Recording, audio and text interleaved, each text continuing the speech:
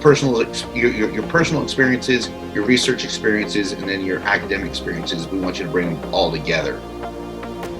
So I just want to welcome everybody tonight. We're talking with a couple professors from American Military University. So Dr. AJ Rutherford is on the line with me, and Dr. Andre.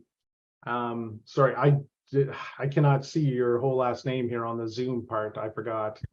Slonopas. Oh, well, better you said it than me. Yeah, there you go.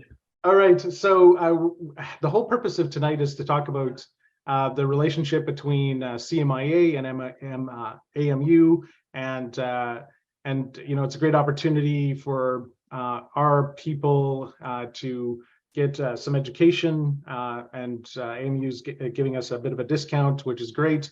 I just want to disclose up front that, you know, I am an AMU graduate, and so I'm biased because I had a fantastic experience with AMU, and I could talk about like why it was valuable to me, and maybe some of that'll come up. But I'll kick us off, and so my first question to you, AJ, is: can you tell us about your education path and how you became a professor at AMU? Sure. So it was in 2005, kind of gotten inspired. There was a job that I wanted in DC, and I didn't realize that you had to have a degree to get it.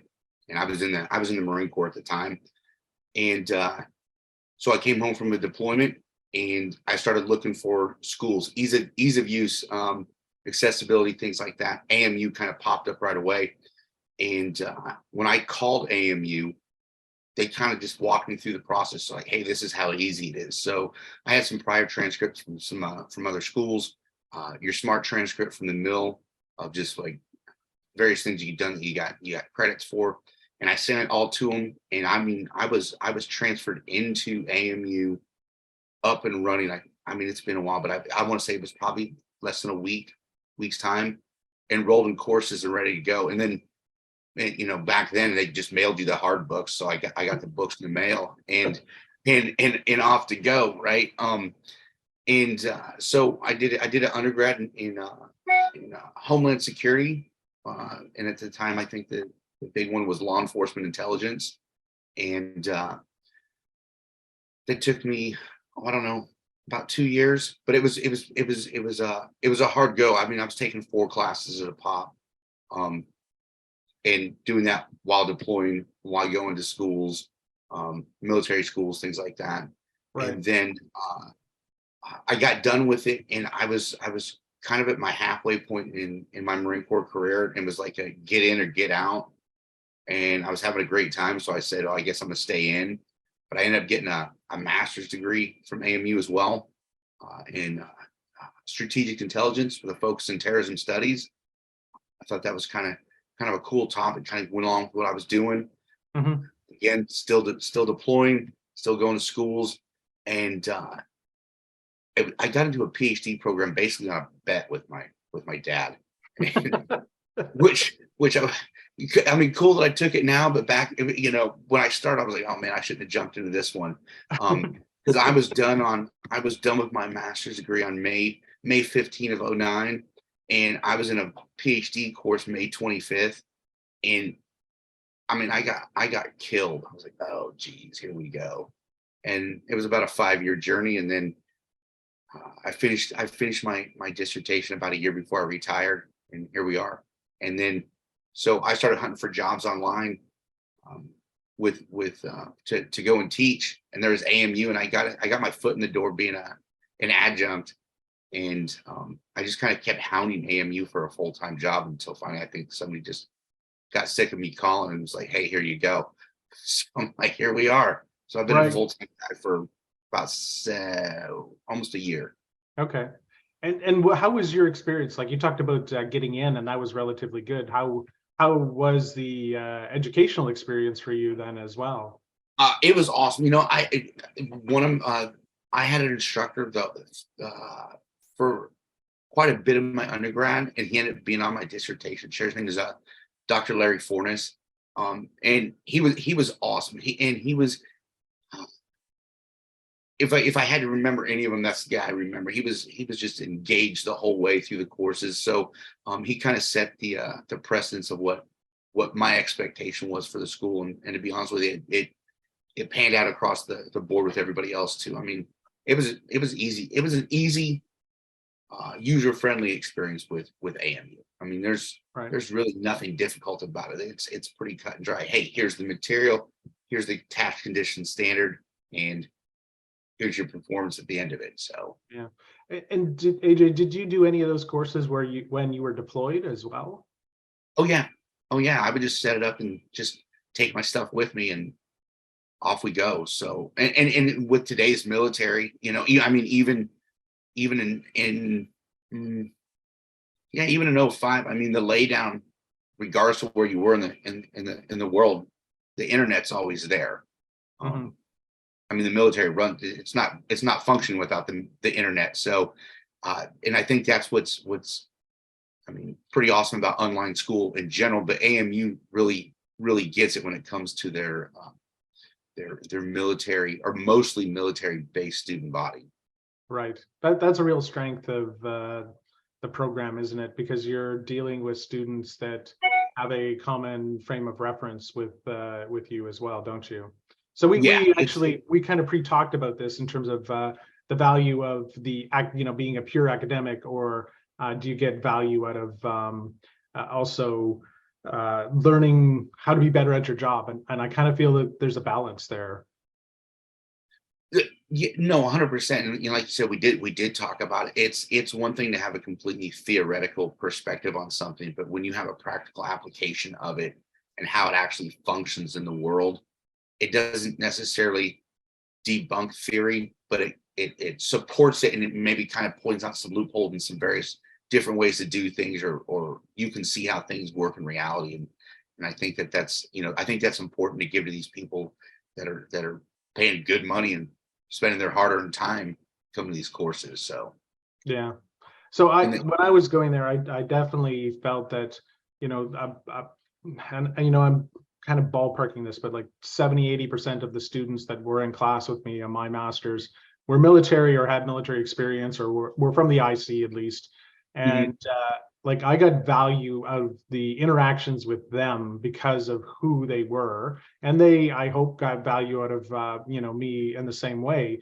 And I just don't feel that, like, when I take a look at the other 30% that weren't part of the IC, they didn't bring as much to our conversation in terms of the depth of it. I mean, some of them were brilliant people, but there's nothing like living it and doing it, isn't there? And so those shared experiences were really valuable, I thought. Right. No, I agree. And like you said, right, especially when you're all grounded in the military, and you still got to find a way to bring those that weren't into the fold, right? But you see that camaraderie amongst, especially like when you see the intros from people, everybody's telling you what they do and what they've done in the mill. It's almost day one, they have an instantaneous, I guess I'll call it a tribe mentality. Like they got that cohesion because they're all focused towards a common goal, and they're kind of coming from the same starting point. Right, exactly. So Andre, anything you want to jump in and add here at this point? No, so I guess in many ways my journey was a little bit similar to AJ's as well. Again, military background. I eventually transitioned to the Guard. And as I was in the Guard, I was also I started off as part-time here as well, but I did a little bit of time at a traditional academia, if you will, at the University of Virginia. It's got a long story anyway. I took a fellowship at the government, and it kind of like just things sort of worked out. And then as I was on a deployment with the military, I was getting out, and I applied for a position with APUS as well. And the way it kind of worked out is I was actually picked up to be full-time at APUS, but I was still in deployment, so I didn't actually I accepted the job, but then I didn't do anything for a couple of months. Right. Until I finally got back and got in the groove of things. But I saw it was a little, it's very different from traditional academia. In traditional academia, you have like the 18-year-olds and 19-years straight out of high school. Here you have like working adults, and I think that's where I clicked. And kind of funny story about as I kind of like went through the military, I met a lot of people who were actually taking class at AMU or APUS in some shape or form. And Yeah, there was I had an instructor actually, one of the military schools, and he was taking classes at APUS, even though I was already teaching here. So he was teaching me in military, but I was teaching in a way. Right. Oh, that's very cool, isn't it? Yeah. Yeah, so it's really interesting, and I'm still in the Guard, so I get to meet a lot of people who are still, in the military and still doing, APUS or AMU, APU, and yeah, no, really, really interesting experience. But the work ethic, what I really enjoy about the students here, the work ethic is very different than kind of traditional, 18-year-olds and so on. So. Mhm. So, I mean, we talked about the shared experience with the military people and the value of that, but like one of the things I got out of my AMU degree was, I'd say two other key issues were learning how to research and becoming a researcher, and how to write appropriately for academic writing, including all the, being able to reference properly. And then I would say, lastly, when I came out, I was in the subject area that I studied, I was very, very well read. I had, I through that process of the few years that I did it, had to read almost everything on the topic. Any comments on that, AJ? Yeah, you know what? I think that's changed, right? Long as gone is the day of like, hey, you have an APA manual, like a hard copy, and you got to flip through and like, hey, how do I reference this? Now I just get on Google. I'm like, bah, bah, bah. You're like, oh, there it is. Yeah, no, yeah, like, and that's what I'm saying. The internet has changed. It's changed academia at a cyclic rate. I mean, it's just not. It's made it to where it's time achievable to everybody. Right. You're not staying up for hours looking for something. I mean, Google pretty much give it to you in a heartbeat. Right, but you still have to make that differentiation between what somebody else said, what your unique ideas are, and what you're going to directly quote, and manage that process. Google can't do that for you. No, it can't. So like you were saying, you got to be pretty well read, right? So you can read the text in the course, right? And that's great. But then you go to Google Scholar and you'll find something that's published in the last year that's kind of related to it. And so, yeah, you're right. You still have to go through that research process and understand how to correlate current relevant material to a book that may be a couple years old. So, but that process is super simple, and it's something it's enforced at AMU, at least from my experience, right? I mean, I remember when I went, I was told, hey, look, the book is great, but you need to kind of expand on your own a little bit, right? And so I think that's kind of preached at AMU. So things like your personal experiences, your research experiences, and then your academic experiences, we want you to bring them all together, not just regurgitate the text to me. So yeah, absolutely. I think that's something, at least in my experience. So like I did my PhD at Capella, they were pretty good about that as well. But I think AMU does a really good job of bringing that kind of that trifecta of research together, or learning together. Right. So AJ, let's move on to question 2. Can you tell us a little bit about the opportunities at AMU and why AMU is a great opportunity for military people, particularly? And we've already touched a little bit on this piece. Sure. I think the big one, it pretty much lines up with your GI Bill. So if you were in the mill, and now they you can even they can transfer your GI Bill benefits to a family member. You can pretty much go to AMU.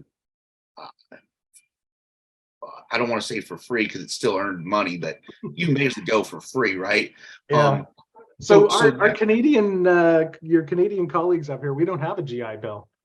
Oh man, we're paying out of pocket. So we do.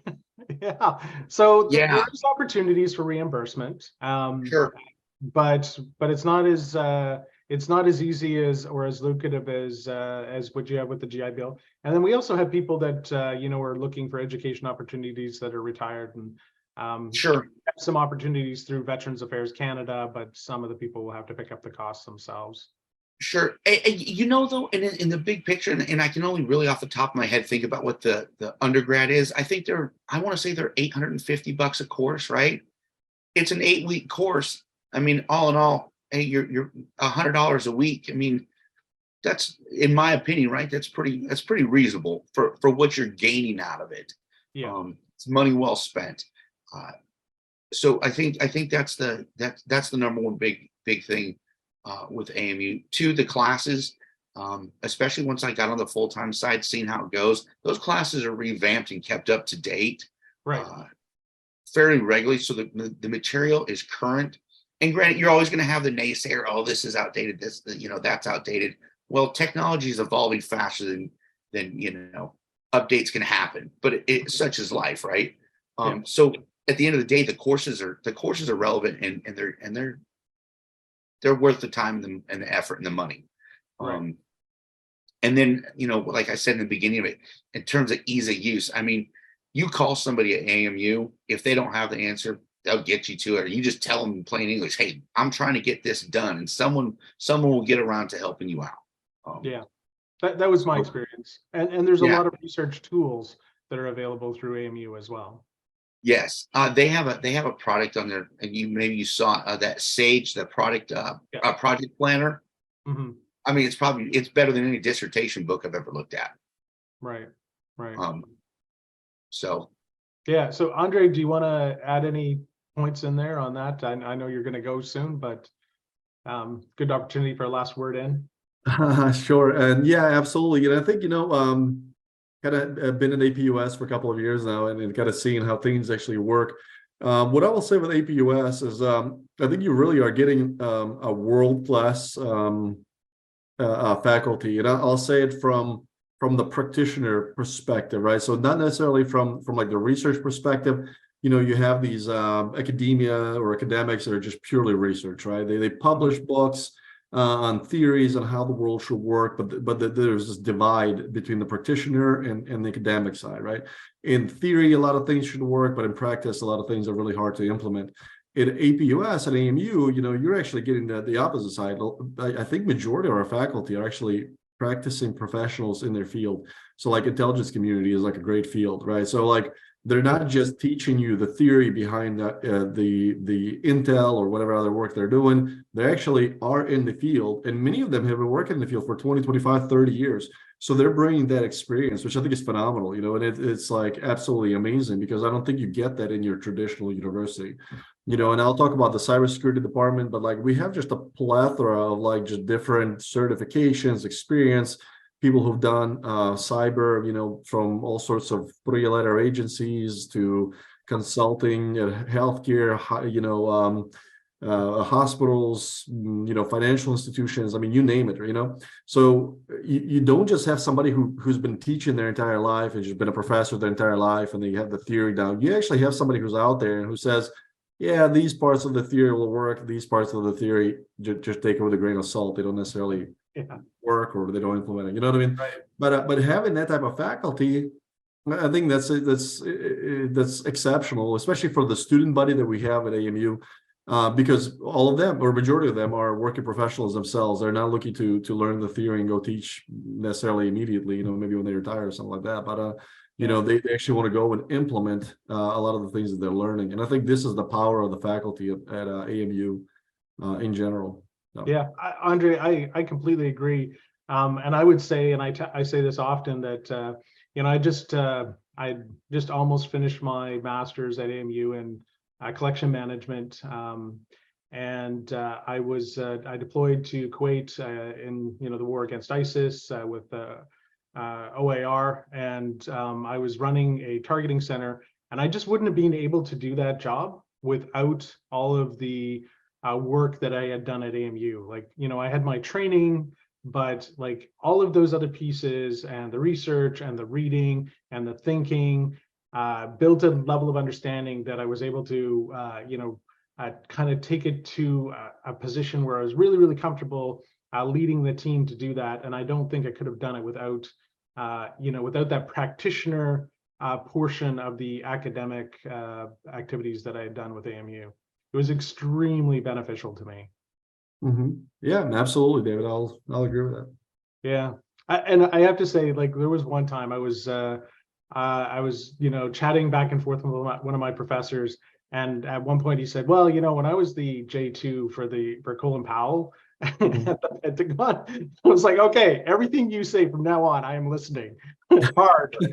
Yeah, but think about how that changed. Like the J2 under Colin Powell. I mean, we're talking about 20 years now. Yeah, it was. Yeah, I remember, I was deploying with 82nd at the time and 82nd Airborne, and we were like, the creme of the crop, and we had the best equipment. I go back and I'm like, I have no idea what you guys are using now, because the technology changed so much over 10 years. But it's really interesting. So it's important to bring that new technology into the classroom. There's a lot of stuff that was written 20 years ago that is, at least when I'm talking about the cybersecurity side, that's where I am. We're not in the dial-up internet anymore. You know what I mean? Like, we're so beyond that. So it's great having that state of the art, if you will, of mentality on the practical side. Yeah, absolutely. So yeah, nobody's hacking your flip phone. Right. Yeah. Exactly, right. So question 3 is, can you talk about the life of a student, what the expectations are for a student, the relationship between students and professors? If you don't mind, maybe I'll start, because I'll have to drop here in a few minutes. I apologize, AJ. I think I stepped on you a little bit. Good. Yeah, so I try to be pretty engaging, and I encourage all of my faculty to be pretty engaging as well. I send them reminders, like pretty much weekly reminders, like engage your students. But once in a while you'll have like 1 or 2 who are a little bit disengaged, and the students are never shy to let me know, hey, the faculty is not engaged, and then that's when we're like, I'll kick it in over gear and be like, engage us. So I think that's a big thing, is like, we encourage the faculty to be engaging, right? So they should be reaching out to the student every 48 to like 72 hours. I mean, there should be some interaction, right? But a lot of it also depends on the student. If the student disengages, there's not much I guess I could do about that. And once in a while you have a student who just doesn't respond, and we do our best, I guess. So the expectation is, you will have a lot of interaction, even though it's going to be digital and virtual interaction, but you will nevertheless have quite a bit of interaction between the faculty and the student, but also with your peers. And oftentimes people will actually find out that they somehow are connected through the military to some organization where they are working, right? And I think it's important, because then you build that bigger network, and then they kind of like develop their relationships, and sometimes it leads to promotion, sometimes it leads to new opportunities, Right.